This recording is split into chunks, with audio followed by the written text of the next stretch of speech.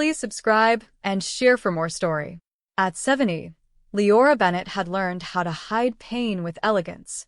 She sat at the head of the polished dining table, the warm glow of Christmas lights reflecting off the silverware, while the brace on her leg remained carefully concealed.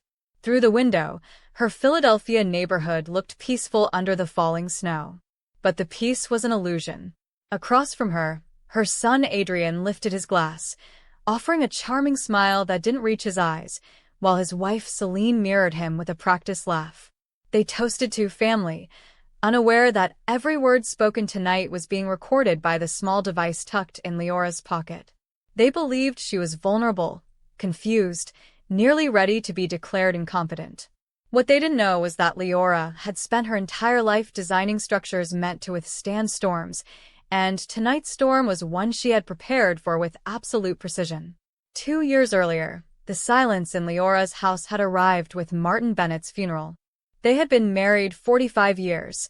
He had been a quiet, steady presence. After the funeral, Adrian and Celine were warm and helpful. They brought food, held Liora's hand, and spoke in soft voices. Liora had wanted comfort. "We'll stay for a while," Adrian said the first month, voice heavy with concern. "We can help with the stairs," Celine added, smiling. "We'll make sure you're never alone." Liora had hesitated only a little. "Loneliness is a slow, cruel thing," she agreed, thinking family meant safety. She did not imagine that their help would become a takeover, a quiet invasion that would eat away at her independence day by day. At first, the changes were small. Boxes appeared in the guest room. A new car lived in the garage. "We'll keep you company," Adrian said as he set a stack of magazines on the side table. Celine rearranged the living room one afternoon. "A little less clutter," she said brightly. "It's easier for you this way." When Liora protested, Celine's smile tightened. "You're tired, Mama. You should be flexible." Adrian put an apologetic hand on his mother's arm. "We only want the best for you." Liora, still raw from grief, told herself she could be flexible. She stored some things in a closet and watched the house become quieter in a new, unfamiliar way, less like the life she and Martin had built, and more like someone else's stage. Money requests arrived next, soft at first. "Dad left a cushion," Adrian told her one evening over tea. "We're just asking for help while we get on our feet." He asked $2,000. She wrote a check. A month later, Celine mentioned a sudden dental emergency. "Insurance won't cover it," she said, voice trembling just the right amount. Liora paid. When larger amounts were asked for, 10,000, then 20, Adrian's voice found its old, persuasive cadence. "You know how hard I work," he said. "It's only temporary." Guilt, the old maternal instinct, and memory of Martin's teachings pushed Liora to help. She told herself she was sharing family wealth. She did not see how fast the little leaks of cash were becoming a flood. Liora kept a careful ledger. She liked numbers. She had built buildings with them for 40 years. But grief makes a person careless, and she began to sign checks before checking accounts. She told herself she trusted her son. At night she would wake and think about how Martin had taught Adrian to carry himself with ease. That teaching, she hoped, would mean Adrian would honor the family. Sometimes she heard the clink of cutlery and laughter in the kitchen, and allowed herself a small hope that things were simply hard but normal. Other times, the hope felt forced, like propping up a cracked beam with a stick. One October morning changed everything. Liora rose early, joints stiff, and went downstairs to make tea. Passing the library, she heard voices through the slightly ajar door. Celine's voice was sharper than she used around Liora, and Adrian laughed in a way she didn't recognize, quick and unkind. "How much longer?" Celine asked. "I can't wait forever." Adrian answered with a cool tone she had rarely heard since childhood. "We need the house sold, and the quicker the better." Liora's hand tightened on the doorframe. She did not step in. Instead, she sat on the stairs and listened, feeling as if cold water ran through her. "Power of attorney?" Celine asked. "Once we have that, we can make it official." The words facility and judge floated through the doorway like thrown stones. She went upstairs and sat on the bedroom floor until light came through the curtains. The son she had raised, the same boy she had sewn shirts for and bandaged knees, spoke of her as if she were a problem to be solved. "You always worry too much," Liora said to the empty room, but it was not the same. She spent that day in a strange split, acting the part of the confused widow the family expected, while something inside her readied like a beam before a storm. She called an old friend and was directed to a private investigator named Victor Banks. "You need eyes you can't see," the friend said. Liora agreed. She would not be trapped by the people she loved. Victor was the son of a colleague and had been a detective for years. He met Liora at a diner 2 towns away. He listened without blinking. "Names, dates, amounts," he said, tapping a pen. Liora handed him her ledger and a fading photograph of Martin. Victor nodded slowly. "I'll check bank transfers, trace the companies, and look into Celine's background." The word background brought back a rush of images of Celine's hands at the dining table, the easy way she moved other people's things. "Be careful," Victor warned. "These situations can turn ugly. People who prey on money can be dangerous." Leora's mouth tightened. Danger did not scare her. Being taken for a fool did. Victor returned with files and photos 2 weeks later. Adrian's investment was a paper name. The business only existed on a website. The larger transfers had gone to empty addresses and cash payoffs. More worrying, Celine did not have the clean past she portrayed. "Her legal name isn't even Celine," Victor said quietly. 5 years ago, she changed it. Before that, there's a caregiver record and an odd death claim. Liora felt her chest close. "A claim?" she asked. Victor handed over a news clipping. An elderly man left money in an odd will. Family disputed it. Police looked, but could never prove anything. The files were small bombs arranged in a neat pile. Liora met Mr. Ellis, her lawyer, the man who had handled Martin's estate, and he went white when he read the report. "We must revoke the limited power of attorney," he said. "We must secure your accounts and rewrite the will. Put assets into a protected trust." Liora felt a fierce relief when Ellis spoke plainly. Planning legal defenses felt like drawing the plans of a building, safe, sound, familiar. "Do it quietly," Liora insisted. "If Adrian and Celine sense this, they will accelerate things." Ellis agreed and moved quickly. But Liora needed more. Proof they couldn't deny. She could change documents, but she needed evidence of their real intentions. So she built a quiet spy network inside her own house. Small cameras disguised as smoke alarms, a recorder hidden in a pocket, a motion sensor in the foyer. Tools she could place because she knew how houses worked. She felt guilty the first time she pressed record, but guilt was less sharp than the fear of being stripped of everything she had built. Liora watched hours of footage. With Victor, seeing the way Celine tossed napkins and laughed when Adrian made a joke at Leora's expense. "Look," Victor said, pointing to the screen. "She mentions a facility. He laughs and says the judge will sign." Leora's hands were steady on the mouse. She would make the evidence speak. As winter deepened, so did their plotting. Adrian grew bolder in private. "We'll put her in the best place," he told Celine in one clip. "It's easier when she's sedated." Celine smiled. "And the house will sell fast." The words tasted like acid. Liora, who had once overseen construction sites and negotiated tough contracts, felt a cold efficiency settle over her. She would not be pity's victim. She arranged meetings with Detective Morales at a local precinct. "We need the clips authenticated," Morales said. "If you have evidence of intent, we can consider criminal charges." Liora felt both fear and a grim hunger for justice. She had worked hard all her life. She would not let it be taken by people who practiced kindness only as a tool. Then the shove happened. It was a tidy Tuesday afternoon.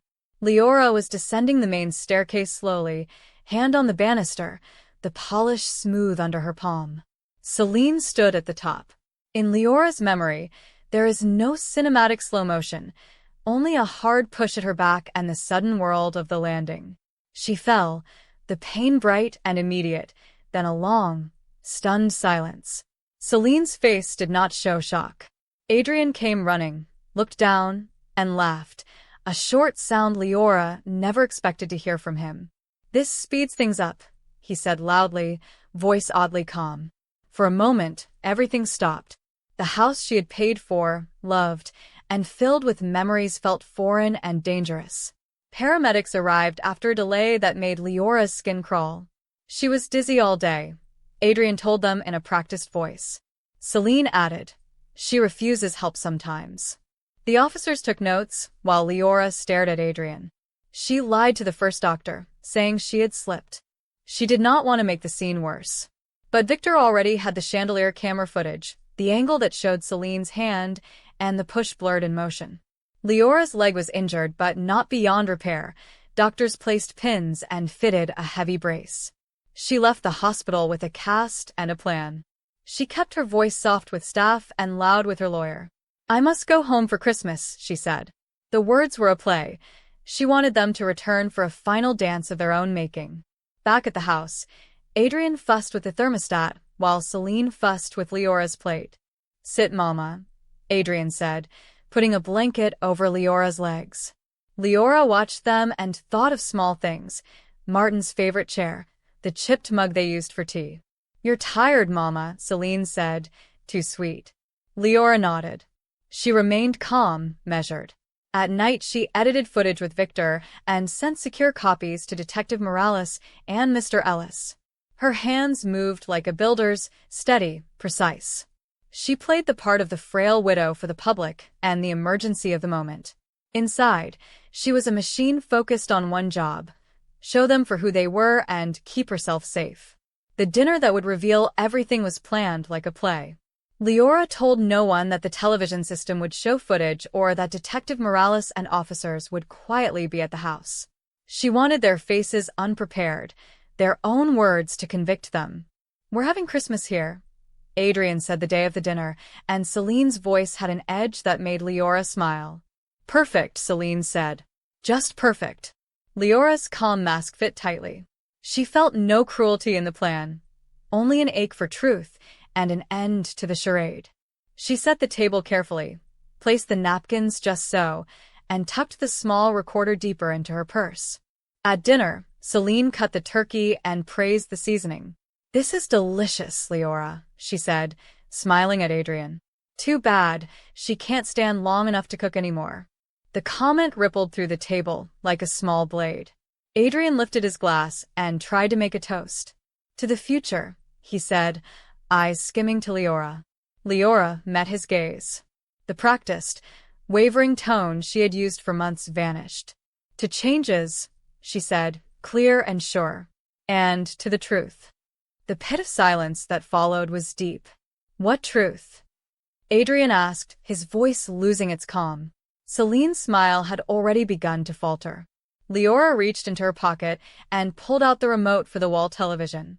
Celine's face showed a flicker of color that did not reach a normal flush. "Mama, are you feeling all right?" Adrian asked, concern edged with impatience. Leora's voice was steady when she used Celine's real name, which few people knew. "You call yourself Celine now, but you were born Giselle Pierce," Liora said. Celine's hands began to shake. "What do you mean?" she cried. Liora pressed the power button. The screen flickered onto the footage Victor had authenticated: the living room conversations, the jokes about a fall, and the plan to sell the house once she was declared incompetent. The sound filled the room, making every whispered cruelty impossible to deny. "That's edited," Celine blurted, voice high and thin. Adrian rose from his chair. "This is ridiculous," he said, face red. Liora looked down at the screen and then pressed a different clip. The foyer footage played, Celine's hand on Leora's back, the shove, Adrian's laugh afterwards. The image was not dramatic. It was simple and true. "You pushed me," Liora said, voice controlled. "You broke my leg because you were impatient for my money." Adrian's face twisted. "You stupid old," he began. Detective Morales stepped from the hallway, two uniformed officers behind him. "Adrian Bennett, Giselle, Celine Pierce, you are under arrest," Morales said in a calm voice that filled the house. Celine shrieked and lunged for a back door, but an officer intercepted her. She fought like a cornered animal, then collapsed into sobs when handcuffs clicked. Adrian didn't fight, his shoulders folding in a slow way like a man who had finally seen a structure he could no longer shore up. "Mama," he cried as two officers guided him toward the door. "This is a mistake. We're family." Liora watched them go with a strange detachment. "Family is not a shield for harm," she said quietly to Detective Morales. "It's responsibility." Morales nodded. "We'll file charges. We'll work with the DA," he said. The house that had felt like a trap the past 2 years felt, in that moment, like a building being cleared of termites. Painful, but necessary. The case became public quickly. Local papers called Liora many things. Some praised her courage. Some, more cruelly, called her a puppet master taking vengeance. Liora paid no mind to the headlines. In court, Victor's files and the authenticated footage made a strong prosecution. Celine's past, the odd will, the caregiver's shadow, was reopened by Florida authorities. Adrian's gambling records and missing transfers were traced. The startup had been a story. She stole from her mother, one prosecutor said plainly. She conspired to profit from her mother's supposed weakness. The jury listened. Liora sat in her wheelchair, steady, telling the truth about betrayal and how grief had blinded her until she decided to fight back. Verdicts came as the winter thawed. Adrian received a sentence long enough for time to reflect, but not so long that Liora felt cruel. Celine, with older allegations attached to the case, received a stiffer sentence. In the months that followed, Liora chose not to visit Adrian in prison.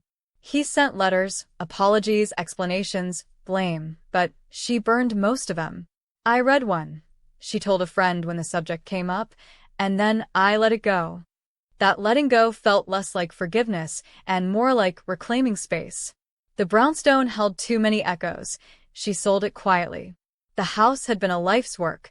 It was also a wound she did not want to keep reopening every morning.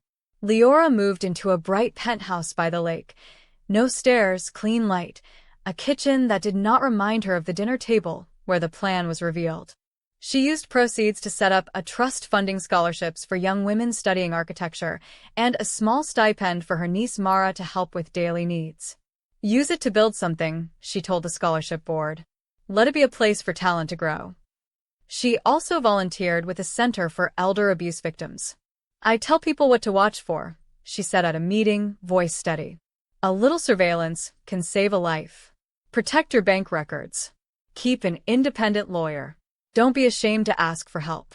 The physical ache of her injury never fully left. When the wind cut off the lake, Leora's leg would protest, a reminder of the shove. But the pain was a small price for truth. She sometimes watched snow fall and thought of Martin's laugh and their small jokes over tea. There was sadness for what had been lost, the son she had loved, the simple family dinners, but there was a new space in her life that felt clean. "Would I forgive him?" she was once asked on a radio interview. She considered the question calmly. "Forgiveness is a gift you give yourself, not a favor to someone else," she said. "I chose peace over bitterness, but I did not pretend the hurt did not matter." A year after that Christmas, Liora stood on her penthouse balcony, a glass of wine warm in her hands while snow drifted across the lake. She thought about structures, how good architecture protects people, and how bad structures hide rot. She had rebuilt her life like a careful design, foundation secure, windows open, a community to check the plumbing of life for leaks. If something feels wrong, she practiced telling listeners at community talks, listen to that small alarm in your chest. Act quietly. Get evidence. Call someone you trust. She closed her eyes and